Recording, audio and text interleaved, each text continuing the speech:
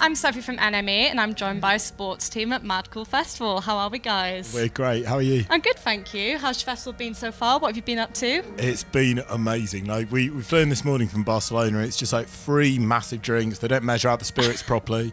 Metallica are kind of your mood music in the background.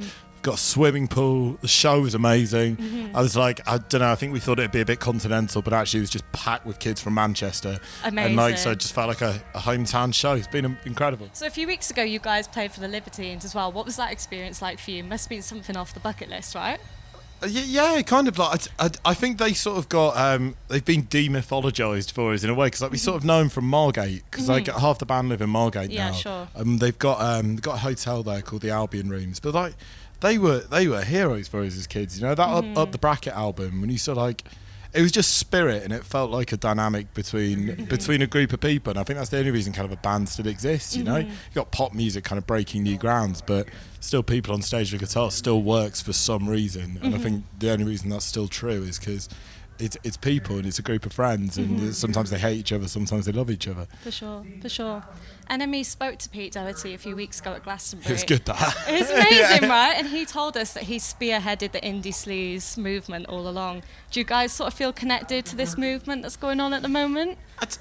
I don't know. I think all that stuff that we kind of grew up listening to, it kind of gets a bad rap now, doesn't it? Like, I don't know, like the Fratellis and the Pigeon Detectives and the Libertines and stuff like that. But like, for better or worse, that was what we grew up listening to. Like, at your first, like when you had your first drink when you were 15 or whatever it was at the pub and stuff, and you got back and you were like, this is amazing, these people are heroes. Yeah.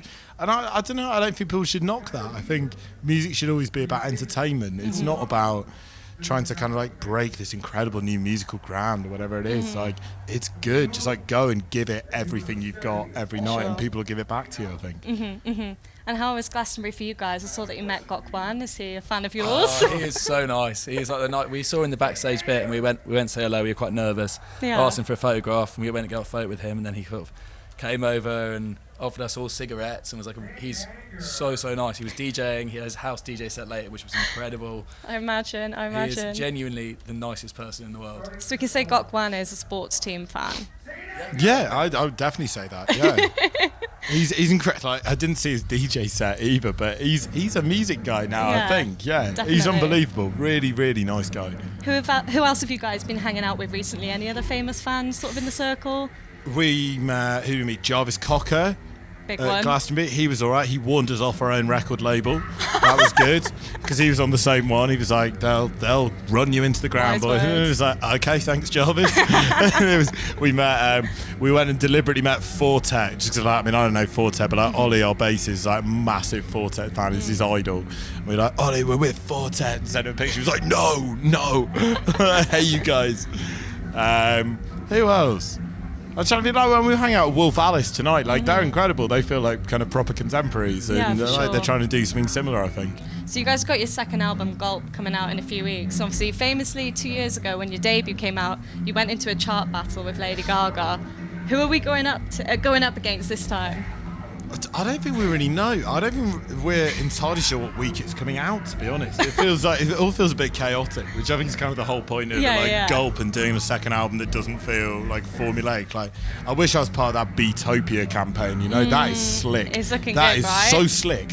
Like, it's perfect. They've got all the artwork ready to go, like wonderful imagery. And it's just like, right, can you maybe take a picture while you're out in Spain, and could we stick that on a vinyl? It's like, I don't know. We're all a bit too drunk to take a photo. And it'd be like, okay, that's chill though. We'll just wait till you get back to London. Like, I don't know. It feels like chaos, I think, in a way that other people's don't. So it's like every single time you just sort of, you throw the dice. You know? Yeah, for sure. We'll see what happens. It doesn't really matter. Like, it's still fun. It's still having the greatest time in the world. Yeah. And what else are you guys looking to achieve with this second album?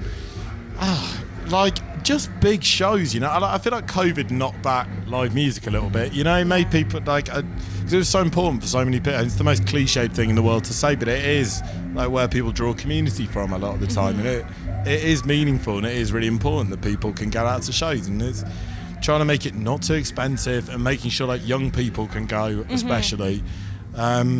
And just playing to a lot of people. That's the only place it actually feels tangible. Like, I don't care about chart position or like radio play or like what some journalist at the Times says about us. I want to see like just kids in a room.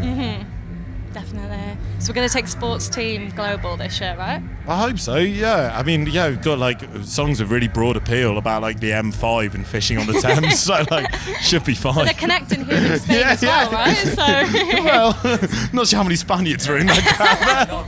we can believe it, though. We can believe it. Yeah, I think so. But we all down the crowd saying, "Well, it's amazing. Everyone knows the lyrics. Like all these kids are moshing. It feels very different to our normal Spanish shows." And it was like, right, so anyone from Manchester, it was like the entire crowd, like, They got an incredible English GCSE program here. I'll tell you that. It I goes love beyond that. like "Donde está la biblioteca?" They've got like they're teaching them all the words to fishing. I'm telling you. It's the essentials. It's what they should know, really, right? Well, thank you so much for speaking to us. Enjoy the rest of your festival. Yeah, thanks a lot. Thank Good to meet you. you.